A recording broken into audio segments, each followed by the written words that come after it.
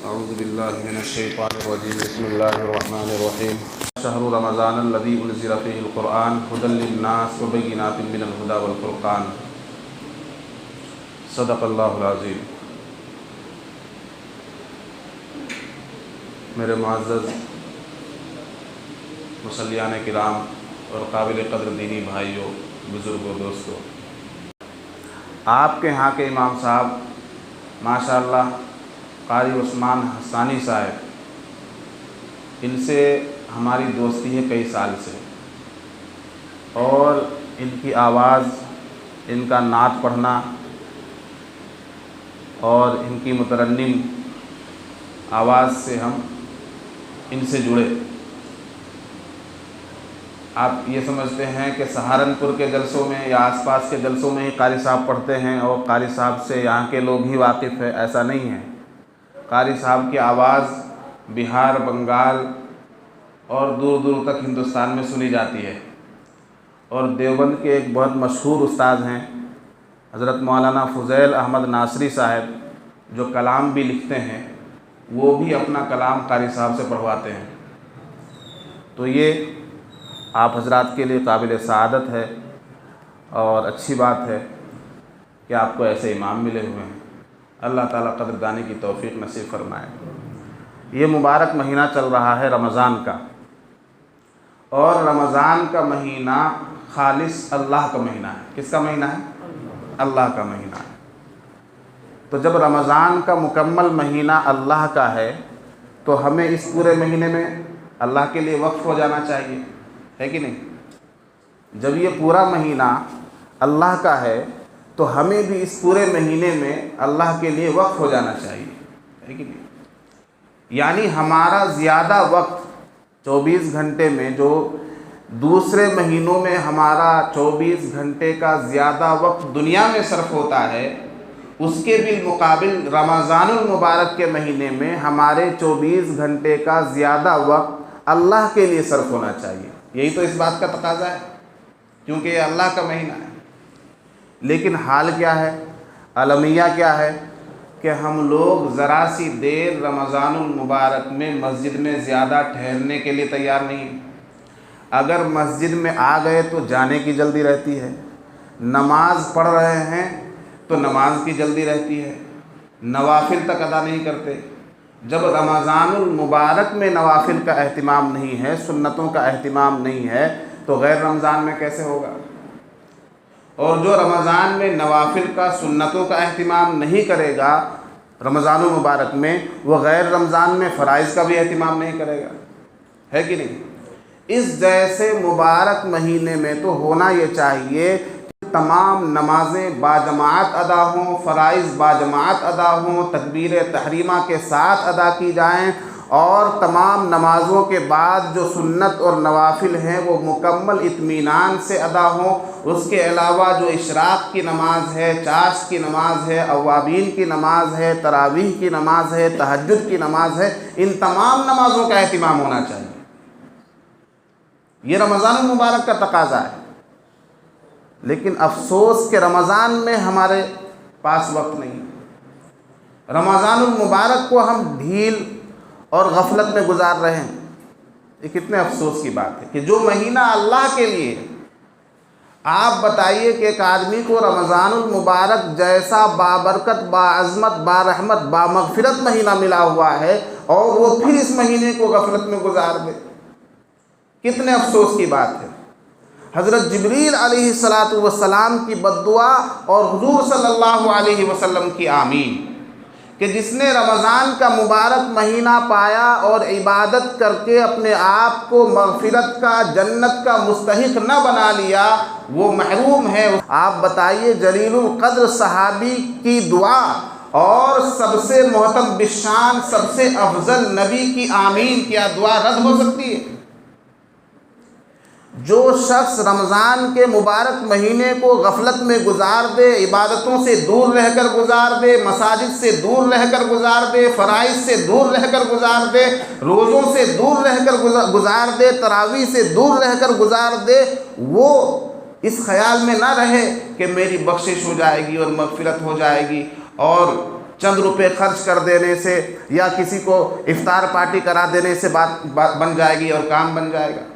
ایسا نہیں ہے میرے دوستو. عبادت اصل ہے، جو فرض ہے وہ پہلے. افطار کرانے کا ثواب بھی تب ہے جب آپ مغرب کی نماز پڑھتے ہو. رمضان المبارک میں امداد کا ثواب بھی، دوسروں کی ہیلپ کرنے کا ثواب بھی تب ہے جب آپ روزہ رکھتے ہو. آدمی خود روزے سے نہ ہو اور دوسرے کو پانی پلائے، عقل میں آنے والی بات ہے؟ تو یہ قدردانی کا مہینہ ہے. اللہ تبارک و تعالی ہمیں اس مہینے کے ایک ایک لمحے کی قدردانی نصیب فرمائے. جو گزر گیا، جتنی عبادتیں کی، اللہ تعالیٰ وہ عبادتیں قبول فرمائے. جو باقی رہ گیا ہے، اللہ تعالیٰ اس کو ایک ایک لمحے کو عبادت کے اندر، تلاوت کے اندر، تسبیح کے اندر، مناجات کے اندر اللہ کو منانے میں گزارنے کی توفیق مرحمت فرمائے. یہ اللہ کی محبت حاصل کرنے کا مہینہ ہے، رسول کی محبت حاصل کرنے کا مہینہ ہے. اللہ کی خوشنودی ملے گی، اللہ کی رضا ملے گی، تب جنت ملے گی. اللہ راضی نہ ہو اور جنت مل جائے، ایسا ہو سکتا ہے؟ رسول پاک صلی اللہ علیہ وسلم نے فرمایا کہ آدمی اس وقت تک مومن نہیں ہو سکتا جب وہ اپنے والدین سے، اپنی اولاد سے، اپنے رشتہ داروں سے اور ساری دنیا کے لوگوں سے سب سے بڑھ کر مجھ سے محبت کرنے والا نہ ہو. کیا ہمیں اپنے رسول سے، اپنے آقا سے، اپنے نبی سے سب سے زیادہ محبت ہے؟ عملی محبت. زبانی محبت کے دعوے تو ہم بہت کرتے ہیں، نعرے لگاتے ہیں، لڑنے مرنے کو تیار ہو جاتے ہیں. یہ زبانی محبت ہے. اس محبت کو کیا ہم نے عملی جامہ پہنایا کہ رسول پاک صلی اللہ علیہ وسلم کی سنتوں پر ہمارا عمل ہے جیسا کہ صحابہ کرام کا تھا کہ نماز کھلے میں اگر پڑھنی ہے تو پڑھنی ہے، چاہے کفار کا پورا لشکر آ جائے. ستایا جاتا تھا، ریت پر سلایا جا رہا ہے، تپتی ہوئی ریت پر اوپر سے گرم پتھر رکھ دیا جاتا ہے، پھر بھی زبان پر اللہ کا نام ہے، رسول کا نام، شہادت کا کلمہ ہے. یہ محبت آپ کو کیا پتہ محبت کسے کہتے ہیں؟ حضرت عبداللہ بن زید رضی اللہ عنہ، نبی پاک صلی اللہ علیہ وسلم کی وفات ہو گئی، آپ کا انتقال ہو گیا، آپ دنیا سے پردہ فرما گئے. حضرت عبداللہ بن زید کے بیٹے نے آپ کو جا کر کھیت میں خبر دی، کھیت میں کام کر رہے تھے. کون؟ صحابی رسول حضرت عبداللہ بن زید کھیت میں کام کر رہے تھے. آپ کے بیٹوں نے جا کر خبر دی کہ حضور وصال فرما گئے. بس یہ سننا تھا کہ آپا کھو بیٹھے، بےتاب ہو گئے، بے قرار ہو گئے، تڑپ گئے. اسی وقت ہاتھ اٹھا دیا دعا کے لیے، اللہم اذہب بصری لا ارا بعد حبیبی محمد احدا. اے اللہ میری آنکھوں کی بصارت چھین لے، میری آنکھوں کی بینائی چھین لے، اس لیے کہ جن آنکھوں نے نبی پاک صلی اللہ علیہ وسلم کا مبارک چہرہ دیکھ لیا، ان آنکھوں کو اب کسی اور کا چہرہ دیکھنے کی ضرورت نہیں ہے. یہ ہے محبت. اور ان کی بینائی چلی گئی، دعا قبول ہو گئی. اسی وقت بینائی چلی گئی. لوگ عیادت کے لیے گئے بعد میں کہ حضرت عبداللہ بن زید کی بینائی ختم ہو گئی. عیادت کرنے والوں کو کہتے ہیں کہ میں نے بینائی کھوئی ہے اپنے محبوب کی یاد میں، اب اگر مجھے ہرن جیسی بینائی بھی، ہرن جیسی آنکھیں بھی اگر مل جائیں تو مجھے گوارا نہیں ہے، نہیں چاہیے. ایسی بینائی جس میں نبی پاک صلی اللہ علیہ وسلم کے چہرے کا نور نظر نہ آتا ہو، ایسی بینائی نہیں چاہیے. یہ ہے محبت. آج آپ دیکھ رہے ہیں فلسطین کے اندر چھوٹے چھوٹے بچے اور ان کی مائیں، خواتین، مرد، دل دہل جاتا ہے ایک ایک تصویر کو، ایک ایک ویڈیو کو دیکھ کر. مسلمانوں، ایمان یہ معمولی چیز نہیں ہے. ایمان دنیا کی سب سے قیمتی چیز ہے، سب سے بڑی دولت ہے، جس کا کوئی مقابلہ نہیں ہے۔ اسی ایمان کی خاطر آج کا مسلمان اس ایمان پر ڈٹا ہوا ہے۔ سب کچھ تباہ و برباد ہو گیا، گھر تباہ ہو گیا، گھر کے ملبے میں جو ملبہ پڑا ہوا ہے، بچھا ہوا ہے، والدین کا انتقال ہو گیا، بھائی بہن کوئی نہیں، اولاد نہیں رہی، اسی ملبے کے اوپر کھڑے ہو کر نماز ادا کر رہا ہے فلسطینی مسلمان۔ رہنے کے لیے ٹھکانہ نہیں ہے، جو ٹھکانے بنے ہوئے ہیں ان ٹھکانوں پر کب بم برس جائے کچھ پتہ نہیں۔ کھیتوں میں جا کر، جنگلوں میں جا کر گڑھا کھود کر میں نے دیکھا، ایک خاتون ہے، اس کی چھوٹی سی بچی ہے اور ایک بڑی بیٹی ہے، زمین میں گڑھا کھود کر بارش ہو رہی ہے، اس گڑھے کے اوپر وہ پنی بچھا رہی ہے تاکہ اپنے چھوٹے بچے کو بارش کے پانی سے بچا سکے۔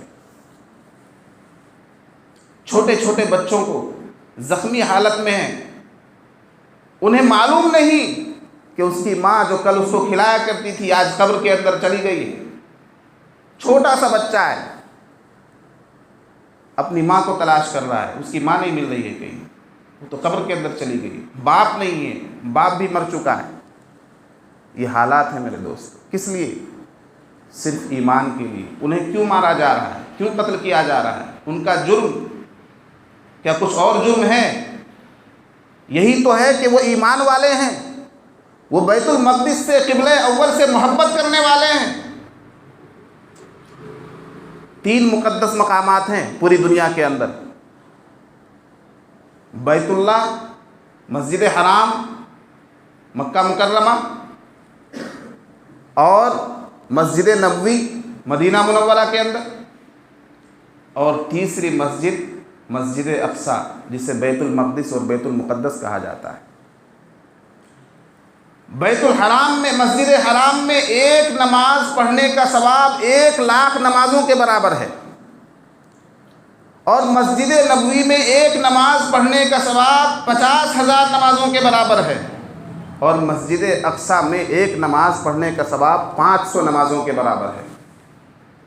بس یہی 3 مقامات ہیں جن کی افضلیت ہے، ورنہ دنیا کی کتنی ہی عالی شان مسجد ہو جائے، فرش مخمل ہو، مسجد کو سجا دیا جائے، سونے سے سجا دیا جائے، ہیرے سے سجا دیا جائے، اس کی کوئی فضیلت نہیں۔ جتنا ثواب آپ کو آپ کی اس مسجد میں نماز پڑھنے کا ملے گا، اتنا ہی آپ کو اس مسجد میں ثواب ملے گا نماز پڑھنے کا۔ دلی کی جامع مسجد میں نماز پڑھیے اتنا ہی ثواب ملے گا، ممبئی کی جامع مسجد میں پڑھیے اتنا ہی ثواب ملے گا، خود سعودی کے اندر کسی اور مسجد میں نماز پڑھیے اتنا ہی ثواب ملے گا۔ صرف ان 3 مساجد اور 3 مقامات کی افضلیت احادیث سے ثابت ہے، نبی پاک صلی اللہ علیہ وسلم کی احادیث سے۔ اس قبلہ اول کی خاطر، ایمان کی خاطر، اسلام کی خاطر، اللہ اور رسول کی محبت کی خاطر وہ لوگ، اور زبان پر لفظ شکوہ نہیں ہے، ایک حرف نہیں ہے شکایت کا۔ صبح گھر برباد ہو گیا، بم برس گیا، سب ہلاک ہو گئے، اور شام کو شکرانے کی نماز ادا کی جا رہی ہے، اللہ کا شکر ادا کیا جا رہا ہے، زبان پر حرف شکایت نہیں ہے۔ ہمارے پاس تو ذرا سی مصیبت آن پڑے تو نہ جانے کیا کیا بکنے لگتے ہیں، مسجد کا رخ بدل دیتے ہیں۔ یہ ہمارے حالات ہیں۔ آپ کو معلوم ہے کتنے عمدہ قسم کی افطاری ہمیں مل رہی ہے، افطار میں کیا کیا کھا رہے ہیں۔ کل کی خبر ہے، کل کی، فلسطین کے مسلمانوں نے گھاس کے سوپ سے افطار کیا ہے۔ گھاس، سمجھ رہے ہیں آپ؟ گھاس کے سوپ سے افطار کیا ہے میرے دوست۔ پانی کے علاوہ کچھ میسر نہیں ہے۔ ساری دنیا مدد کا سامان لے کر رفح بارڈر ہے نا، رفح بارڈر، وہاں پر کھڑی ہوئی ہے، اندر جانے کی اجازت نہیں۔ یہ حالات ہیں مسلمانوں کا۔ میں تو کہتا ہوں کہ جن مسلمانوں کے پاس طاقت ہے، جن مسلمانوں کے پاس اقتدار ہے، جن مسلمانوں کے پاس حکومت ہے، جن مسلمانوں کے پاس بادشاہت ہے، یہ کل قیامت کے دن مجرم بن کر مجرمین کے صف میں پہلے کھڑے ہوں گے۔ چاہے وہ سعودی عرب ہو، چاہے دبئی ہو، چاہے قطر ہو، چاہے کویت ہو، چاہے ترکی ہو، کوئی بھی ملک ہو، یہ مجرم ہے، اول درجے کے مجرم ہیں، اس لیے کہ ان کے پاس اقتدار ہے، حکومت ہے، بادشاہت ہے، طاقت ہے، سب کچھ ہوتے ہوئے یہ لوگ خاموش ہیں، اپنے مسلمان بھائیوں کا قتل عام دیکھ رہے ہیں۔ ہم تو مجبور ہیں، ہمارا شمار تو عوام میں ہوتا ہے، ہماری کوئی گنتی نہیں، ہم کیا کر سکتے ہیں؟ ہم صرف اپنے دل میں ایک تڑپ محسوس کر سکتے ہیں اور ان بھائیوں کے لیے دعا کر سکتے ہیں۔ میرے دوستو، ایسے رمضان میں بھی ان کا روزہ نہیں چھوٹ رہا ہے، ان کی تراویح نہیں چھوٹ رہی ہے، ان کا تہجد نہیں چھوٹ رہا ہے، ان کی دعائیں نہیں چھوٹ رہی ہیں، مغفرت کی دعا کر رہے ہیں۔ بتائیے، جن کا گھر لٹ گیا، سب کچھ اللہ کے لیے ختم ہو گیا، اس کی مغفرت اور بخشش میں کوئی شک ہے؟ پھر بھی وہ نمازوں کا اہتمام کر رہے ہیں۔ میرے دوستو، اسی طرح کے ایمان کی ضرورت ہے۔ اللہ تعالیٰ ہمیں وہ ایمان نصیب فرمائے، اللہ تعالیٰ ہمیں وہ طلب نصیب فرمائے، دین کی، اسلام کی وہ قدردانی نصیب فرمائے۔ آئیے دعا کرتے ہیں آخر میں فلسطینی بھائیوں کے لیے۔ انشاءاللہ صبح فجر میں رہوں گا، فجر کی نماز کے فوراً بعد کچھ ہی دیر کا درس قرآن جو آج تراویح میں کلام پاک پڑھا گیا، آپ کے امام صاحب نے پڑھایا، اس کی مختصر آیات کی تفسیر انشاءاللہ میں پیش کروں گا۔ اللہم صلی علی محمد وعلی آل محمد کما صلیت علی ابراہیم وعلی آل ابراہیم انک حمید مجید۔ اللہم بارک علی محمد وعلی آل محمد کما بارکت علی ابراہیم وعلی آل ابراہیم انک حمید مجید۔